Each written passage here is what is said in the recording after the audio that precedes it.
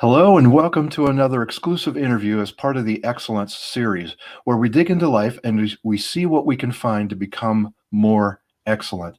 My name is Scott Kokenauer, and I'm your host, and I am so glad you've taken time out to tune in. My guest today is Sarah Santacroce, and I will make sure that I've pronounced that correctly.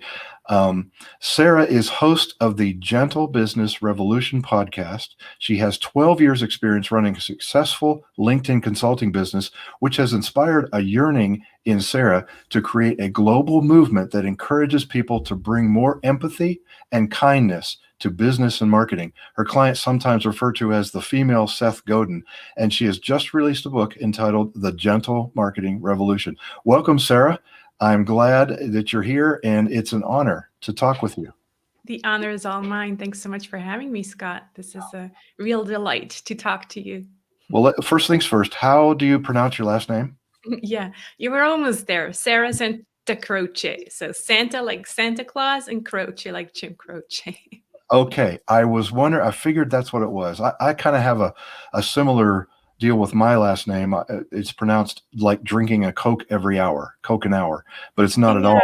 And it's interesting that's not at all how I would have pronounced it, because I would have read it in French, like I speak French, and so I would have said couchenard, which would have sounded completely different. Well, there's a little French in there. Well, let's get started. Let's get to know you just a little bit. Where did you grow up, and what did you want to be when you grew up? Yeah, so I grew up in Switzerland, born and raised to Swiss parents. People are always kind of like, huh? You sound American. I'm not. I really grew up here in this tiny country over in Europe, and learned English much later, like in school. And then most of all, when I met my husband, who's Canadian, Italian Canadian, the last name is Italian, but he grew up in Canada. So yeah, that's where I grew up. And the question, what did I want to be?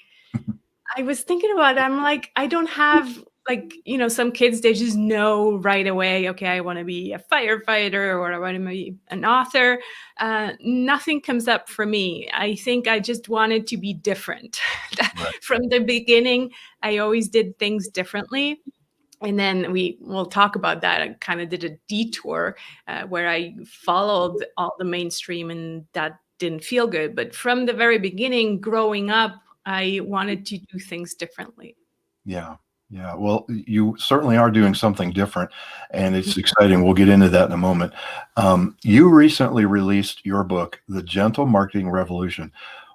Can you point to the spark that ignited the goal to write this book? Yeah, a very specific moment where I was sitting on a therapist's chair and kind of broke down in tears and told her it's just so darn hard to be different. It just feels like constantly fighting against society or against mainstream. So that's when I realized, it's just, yeah, I either change something completely or I can no longer be in business, because the way I'm doing it and I see everybody around me doing it is just no longer working for me. Yeah, so the pain of status quo was greater than the pain of change. Exactly. Right? Yeah. Yeah. Well, we can't possibly cover everything that is in the book in this interview, which although I could spend 3 hours with you going through it. But I have to know, what's the long-term objective that you hope to create through the book and what you do for your clients? When I first started thinking about this idea of gentle marketing, I actually called or referred to it as anxiety-free marketing. And I was kind of playing with that name for a year. And that came from this realization that there's just so much anxiety in the world in general, the times we're living in, but also in terms of marketing and business, like around entrepreneurs. I just kept hearing, I hate marketing. That's a regular one I always hear. But also just I started noticing how much the marketing we see, and the marketing maybe even we are kind of putting out there creates anxiety for us because we don't feel necessarily aligned with what we're doing. It also creates anxiety when we are the ones on the receiving end. So we receive the kind of manipulative strategies, I call it wealth signaling. So kind of shaming entrepreneurs into believing that they're not enough because they're not at 6 or 7 figures yet. So these kind of techniques that we see all over the place, and it's just kind of become mainstream, that's what I noticed creates a lot of anxiety. And so Mhm. really that's where it all started. And then my mission with this book and with the gentle business revolution is really to bring the human connection back to marketing and business, but more than that, just bring more empathy and kindness into the Right. business world and how we do business. Right. Now, what do you say to the man who is trying to get his business across? Um, how does he become gentle? And there's kind of a self. I'm looking for something for myself, but also I represent the male who is a solopreneur trying to do his thing. Um, is there anything that you would say to the male entrepreneur? I love that you bring that up because sometimes I do get this reflection, or I do seem to attract more women. But I made it very clear that this is not a movement just for women. It clearly, just if you think about the word gentleman, there's a gentle in the gentleman, and so Right. Right. clearly it includes man, and it's not about a male or a female thing. It's more about the energy that we bring to the work. And so I think maybe for men, it's a little bit harder to actually bring this gentleness that they have deep inside, just because there's so much kind of non-gentleness in the male business world. And I Mhm. think if it was hard for me, then I can only imagine how for a gentle man, how hard it must be for you, for them, right? Because it really feels like you are even more competing with the hard selling strategies than maybe us women who are kind of already bringing more of the softer touch to business. I have I've developed a system in LinkedIn to connect with people. I'm not perfect at it yet, but I can read in some of the responses to the direct messages that I've sent that there is a tremendous pushback initially from people. They look at what you do, they look at your comment, and it doesn't matter what you say, just to make a connection. Their default is, what are you going to sell me? How do Hmm. how does a gentle marketer get past that stigma that has been created by this anxiety driven marketing that we have experienced for so long? Yeah, and you said it right. It's really like, unfortunately, it's the stigma and the kind of the bad techniques that have been taught for so many years, on LinkedIn, but also on other platforms, that created this bad reputation that you can almost no longer connect with someone without them thinking immediately, oh, what are you going to sell me? Right, So in terms of the how, I think you actually figured out the how already. It's a slower approach, right? right. It's a slower approach, and we're not used to that. I have a dear colleague who refers to it as slow marketing, and that's exactly what it is. It's Mhm. just building relationships takes more time, and if we were messaging someone immediately with the afterthought, I'm going to sell them something, people just, that's not what we want anymore. The conscious client is much smarter than that. And Right. also, we cannot assume that everybody we connect with is an immediate ideal client, right? It's just Mhm. it doesn't work like that. And so we need to accept the slowness, and we need to go back to, yes, bringing the human connection back into marketing, and building these relationships takes more time. Right, Right. You have a download, which I have downloaded, and I'm looking forward to the email messages that will help me fill this out. There are what, 7 P's to Yeah. marketing. Really interested in getting into that. Um, in its essence, what what do you want your clients to succeed at doing? Mm. The real message of gentle marketing is to market from within. So Okay. rather than looking at outside of us, and always like in regular marketing, we're always told you got to figure out your avatar. You got to, like really kind of hustle and chase after this client. I'm Mhm. saying, well, actually, that might get you clients, but eventually, maybe, and that's what happened, kind of to happen to me in my LinkedIn consulting business. You end up with the wrong clients Mm, because you actually haven't started with yourself. And so the 7 P's of marketing that you showed the download, that's the mandala, and the idea of having these 7 P's of marketing. There's nothing new about them. I just kind of revamped them. Seven mhm. P's of marketing always existed, but I kicked some of the P's out and took in some more gentle ones. And and so the idea is really to see it as a creative process so that we get to our center, and then we can market from within. And that means that we need to start with ourselves. We need to actually figure out, our passion, our purpose, our personal power, meaning who we really are as entrepreneurs, what matters to us, our values, our worldview, our story, all of Right. these things, so that we can then actually resonate with our ideal clients. And marketing will also be more fun because we bring our worldview into our marketing. And so it doesn't feel like we're doing something that someone just sold us, the recipe for success, and we're just copy pasting whatever they gave us. And at Right. night we can't sleep because we're thinking, oh gosh, did I really send out these emails? So Yeah. that's what gentle marketing is all about.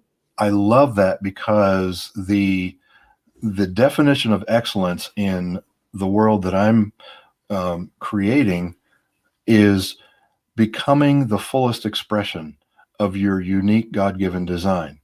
So, Right. how better to express yourself than through the marketing? Because now you'll attract the people that appreciate who you are and Right. what you bring. And man, that's a talk about the fullest expression of your business. That's That's great. exactly right. So you Hmm. start with yourself. This is definitely going to be the next book that I read. I'm reading about 40 to 50 this year, and Oh my gosh, wow. I'm looking for those ones that make a real difference. And definitely, it's in fact, when we get off this call, I will jump on and get that right away. Um, if you have, do you have a favorite chapter of the book? I think my favorite chapter is got to be the one about the triple wins. So I talk about this idea. There's an idea out there already that's called the triple bottom line, which includes purpose, profit, and planet. I call it the triple win because for entrepreneurs, and especially for gentle marketers, often this idea of giving and giving to our clients is already kind of there, right? We know that we need to give. Um, it's equally important that we know how to receive. So that's where the win for ourselves comes in as well. Mhm. And then I add also the third win, which is the win for the planet. So how can we, generate or create a business that brings us more joy, that helps our clients, but that also really makes a difference for this planet. And I really believe that if we bring more of our worldview, and that again includes the planet, it includes, the special things that we care about, bring that more into our marketing, we will really attract and resonate with the clients, that they become almost like best friends because we just resonate at such a deep level. Right, lifelong friends, and it's the relationship where there may or may not be a transaction that actually takes place, or there may be multiple transactions. but the Exactly, relate. because often these kind of relationships, they're really helping you to create a sustainable business, where if you are tricking people into buying, and a lot of times unknowingly, because I've been there, applying these marketing strategies where it's really just get that transaction, but Mhm. then you don't create a sustainable business. You have to keep going out there and hustling, Yeah. because those are not the clients who get the best results. What would be your advice? And I'm putting you on the spot here because I don't think I prepared you with this question, but what advice would you give to the person who has been in that world, has seen the light, and they want to be more gentle? How do they transition? Yeah. I think it all starts with awareness, like so often, right? When you want to change something, it starts with the awareness and really becoming more aware of what makes you feel anxious, for example, in the marketing that you receive. So look at your inbox, look at the emails. We're all subscribed to all these different lists, right? Which are the emails that make you feel good and want you to actually stay engaged with this person? And Mhm. which one of the emails kind of generate this anxiety and you feel like you're not good enough, you're just not there yet, and this person almost makes you, yeah, shames you in a way that you're not there yet, and they have the eight-figure business and they have all the success. So Mhm. kind of, go with your feelings, and that's where it starts. And then once you know how it makes you feel, then you'll transfer that into your own marketing and just work more with the feelings and realize, okay, if I use this word, because it's little nuances, right? People often ask me on these podcasts, well, what are the 3 steps or 5 steps? It's all about little nuances. You use that word, it creates anxiety. Yeah. You use another word or another phrase, and it makes people realize, yes, they do have a problem, but it's not their fault. It's Mm. okay. You've been there and you can help them. It's such a different energy to shame people or manipulate people than to say, I got you, I got your back. Yeah. Yeah. So we're not talking about harsh marketing. We're talking about gentle marketing. And you cover these things in the book, right? Yeah. Yeah. So beside writing books, you've got a podcast with a number of episodes, and you're doing podcasts and you're doing interviews. What do you do with your clients? Like if there was someone listening on here and they were looking for someone to help guide them, what do you do? Yeah. I would say the first kind of entry point of kind of figuring out, for a good fit, and if you resonate with what I'm sharing here, it's definitely the book, and then kind of accompanying that is the Gentle Business Circle. So that's my monthly community where we get on a call every month and discuss this idea of gentle marketing and how we can implement that into our businesses. And that means, bringing up questions, because we're all still learning this, and me included. I'm like, can I do it this way? Well, how does it? And so just kind of having these really open, vulnerable conversations. That's what the Gentle Business Circle is all about. And then, of course, I do gentle business coaching. So if people want to work one-on-one, that's the Okay. coaching. Okay. Beautiful. Sarah, like I said, I could go on and on with a bunch of just peppery with a lot of questions, but I'm going to get the book, and maybe I will ask you to come back and Sure. explain some specific part of it, or what you're learning new. Because, like you said, being ourselves means continually learning, right? And Right. trying things out. Thank you for joining us. This has been another exclusive interview as part of the Excellence series, where we dig into life and we see what we can find to become more excellent. This particular episode had to do with vocational excellence. My name is Scott Kokenauer, and I'm so glad you've taken time out to tune in. I'll see you on the next conversation.